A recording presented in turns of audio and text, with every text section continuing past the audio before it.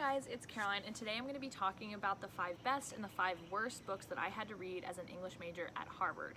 Now, these are in no particular order, and these are just because the classes I took asked me to read them on their syllabus. It's not because Harvard requires anything. But without further ado, let's get into it. I'm going to do one favorite and one least favorite. So first up is Midnight's Children by Salman Rushdie. Now, this is a really difficult read, but it's also very worth your time. There's a lot of stuff about the Indian independence. In fact, that's basically what the whole book is about.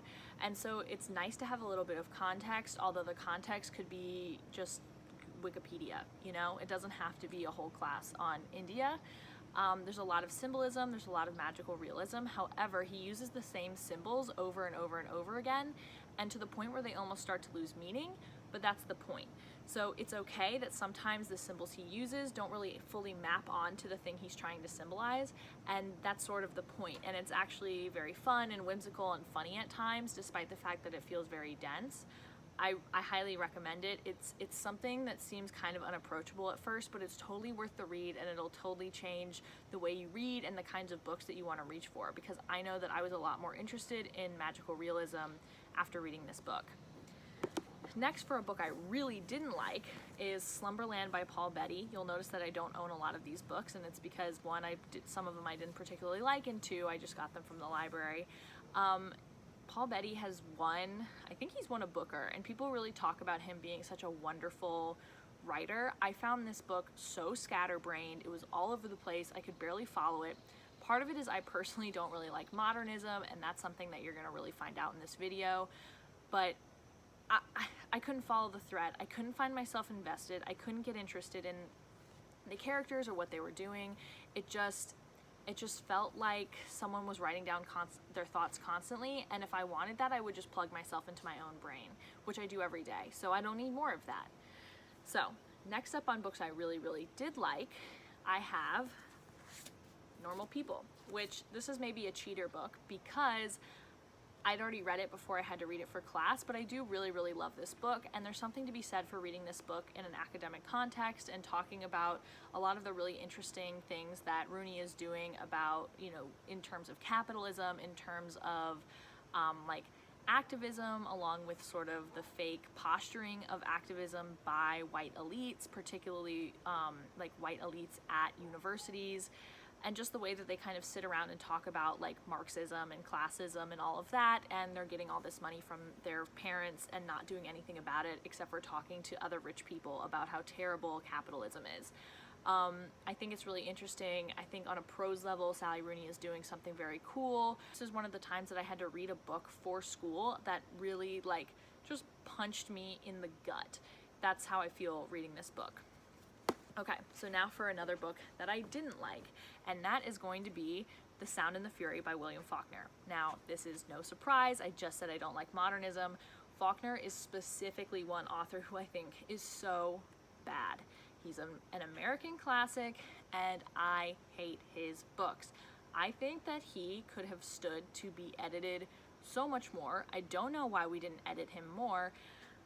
And one of my issues with modernism is a lot of times they like to purposely make the reader feel a certain way to exhibit a certain type of mental state or atmosphere of the book. So for instance, in The Sound and the Fury, there is one character who is disabled, and they purposely, the writing is super scattered because that's how the character thinks, and when the character is very disoriented or distressed, it becomes a lot more scattered, so much to the point that you reading it are distressed. And I just don't need that in my life. I would rather you tell me they're distressed and use your language to like convey that and make me empathize, rather than literally making it so painful to read your book that I then am in the same state as your character. I don't need you to put me in distress. I just want you to make me empathize with the character in distress. I don't need things in my life that stress me out. I just don't. And the other issue I have with Faulkner is discussing Faulkner in an academic setting is like putting your nails on chalkboard, because all the people who haven't done the reading for the entire year suddenly come out of the woodwork and have a lot to say about Faulkner, and none of it's good. They think that they're smart. It's a bunch of people who like feel very high and mighty on themselves because they feel like they get it, and I'm like, sometimes there's nothing to get. Sometimes Faulkner was just a bad writer, and we have to be okay with that. and that's all that is. Next up is a book that I really did like, and that's Northanger Abbey by Jane Austen. Now, I'm a huge classics nerd. I particularly love Victorian literature, and Jane Austen is just on the cusp of being Victorian. She's not actually. However, I love Austen. She's one of my favorite authors. I loved Pride and Prejudice and Emma before college, and I'd read both of them, and I really liked them, particularly Emma. However, it wasn't until I took a class on Austen where we read all her books that I really found that Northanger Abbey was just like the creme de la creme. You know, it was the best. Pride and Prejudice, I think, is like, overrated is the wrong word. I think that a lot of people love it for its romance, and while it is wonderful and a wonderfully written book, that's not what it's really about. It's about Jane Austen critiquing society, and I think it often gets overlooked for what it's doing, that it's critiquing a lot of the kind of romances that it's actually portraying, and a lot of people love it for the romance that it's sort of critiquing. And Northanger Abbey is a critique on Gothic literature, both kind of self-effacing, looking at, you know, how women are expected to kind of lose their minds when they read books, you know, kind of spooky books. And it kind of makes fun of that. It makes fun of Gothic literature as a genre. It's very self-deprecating, it's cute, it's funny, it's interesting, it's got a romance, but it's also captivating and a little bit more exciting. It's got great vibes, it's well written like all Jane Austen books are. I absolutely love it, and it breaks my heart that so few people have actually read it. Most people stick to Pride and Prejudice, Sense and Sensibility, and Emma, and if they're feeling really, you know, exciting, they might do Mansfield Park. I almost never see people reading Northanger Abbey, and I love it. I think it should get so much more love and attention, and if you take anything away from this video, it's to go and read Northanger Abbey by Jane Austen. Okay, next up on the books I didn't like is The Brothers Karamazov by Dostoevsky. Now, I love me some Leo Tolstoy. You would think if I had to be friends with Dostoevsky or Tolstoy, I would hate Tolstoy as a person and like kind of vibe with Dostoevsky, although he is maybe a little whack. However, I do not like Dostoevsky's writing.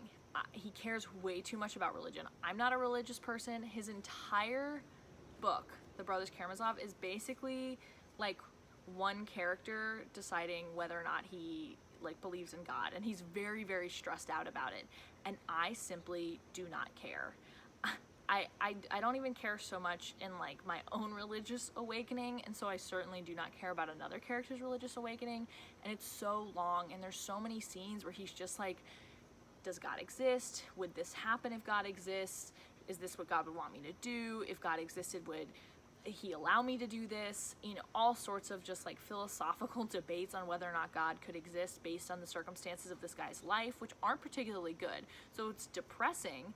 And then the whole time the guy, instead of like figuring his stuff out, is so stressed about whether or not God exists because of what's happening that he like can't even get out of his own mind. And so much of it is just interior about stuff I do not care about.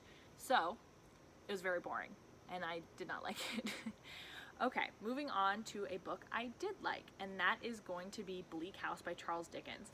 Now, this is another one where I loved Dickens before I went to college. I had read Great Expectations and Oliver Twist, although I didn't love Oliver Twist, but I did love Great Expectations. I read Bleak House for a class on Victorian literature, and I loved it. It's considered one of the first, if not the first, depends on who you ask, but detective novels.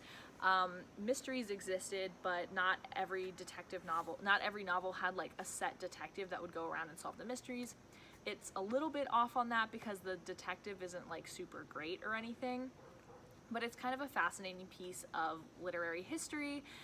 There's a lot of moving parts and a lot of different characters, but you can kind of get lost in the story, and the segments are like nicely put together because it was written as a serialized piece, so it's meant to be broken up into chunks, and you like read a chunk and there's kind of a cliffhanger, and then you read the next chunk and there's a cliffhanger, and that's because it would come out in issues, and he wanted to make sure that the people reading the first issue would then want to come back and read the next issue and keep buying it, so on and so forth. So it really keeps your attention despite the fact that it's like a very chunky book, and it's exciting, and it's just like good fun. You know, Dickens does a lot of funny stuff with names. Like he'll just name people stuff that's very telling about who they are, and he's not afraid to be a little bit silly with things, despite the fact that a lot of people see him as this like literary guy, because like he is known for writing classics, but he has some fun with it, and I appreciate that. Okay. Next up is Leaving the Atocha Station by Ben Lerner. Now, again, this is another one that I feel like I've almost completely blocked out of my mind because I just didn't like it. I didn't like the discussions that my classes had around it because I found them super boring. I felt like it was just a bunch of dudes who were like, yeah, I feel that way. And the dude in the book is super pretentious and annoying and stuck in his own head. And then I feel like everyone kind of took that to be an excuse to talk about how they really felt like they were stuck in their own head. I don't know. It was very annoying. It was boring. I found the main character to be annoying, and I didn't care for him, and I didn't particularly find it a good exercise in learning about literature either, because I didn't find the writing particularly interesting or well done. It just kind of was, and it was a vehicle to talk about this kind of pretentious / annoying dude. Okay, and then finally, for a book that I did like, we have On Beauty by Zadie Smith. Now, On Beauty, full disclosure, is written on a campus that is based on Harvard. So it's not called Harvard, however, it is essentially Harvard. It's kind of set in a Cambridge-esque town. It has characters that slightly or less or more than slightly resemble actual Harvard professors who are particularly famous. Zadie Smith spent some of her time writing it actually as a fellow at Harvard, so she was like kind of at Harvard, had the surrounding while she was building this college campus novel that had, Harvard vibes. And it is so well written. I really loved it. I think it does a great job capturing the campus essence.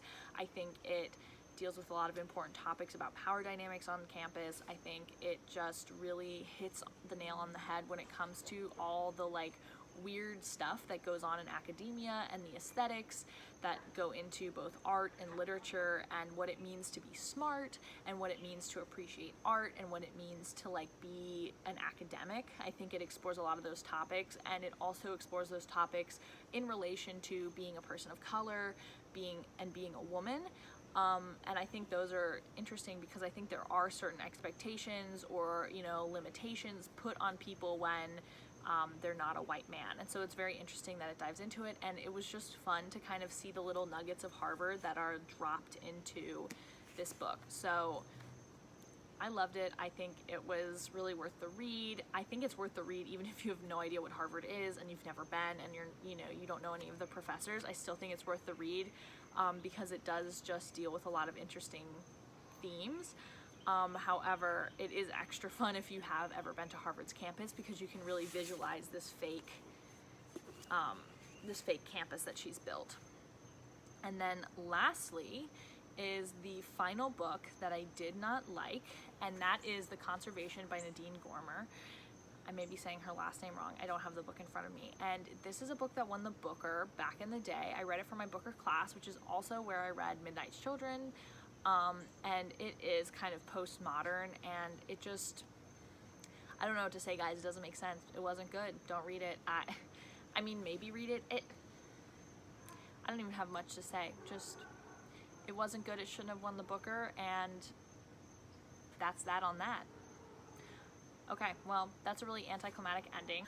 All right, guys, those are the 5 books that I really liked and the 5 books that I liked the least as an English major at Harvard. Let me know down below any books that you wish that you had read during college, or what your 5 top and 5 bottom books that you read in college were.